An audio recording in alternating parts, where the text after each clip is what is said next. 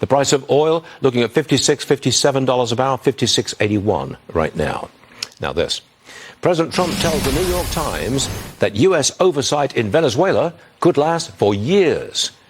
Okay, Lauren, what does the acting president of Venezuela, that's Delcy Rodriguez, what does she say about this plan? Well, Trump told the Times that they're in constant communication with her and working together to revitalize Venezuela's oil fields. Look, Delcy Rodriguez is a lawyer by training, but found a home in Venezuelan politics more than 2 decades ago under authoritarian Hugo Chavez. She moved her way up the ranks, eventually serving as Nicolas Maduro's foreign minister, oil minister, and vice president. Some have likened her to a Venezuelan Deng Xiaoping, who is the architect of modern China.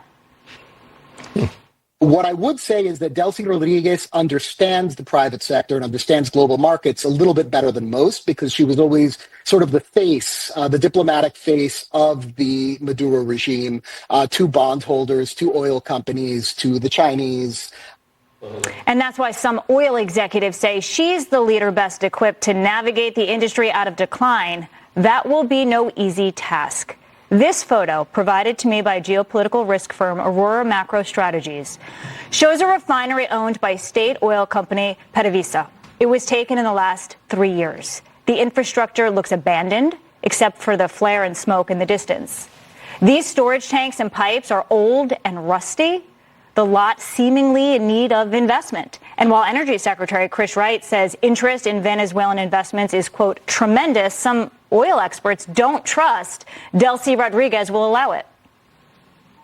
You cannot take somebody who's been embedded in a dictatorship and then expect them to act rationally and in the best interest of the people of Venezuela or the relationship between the U.S. and Venezuela. I don't think anyone in the energy industry, if we're going to be specific there, would want her in place here.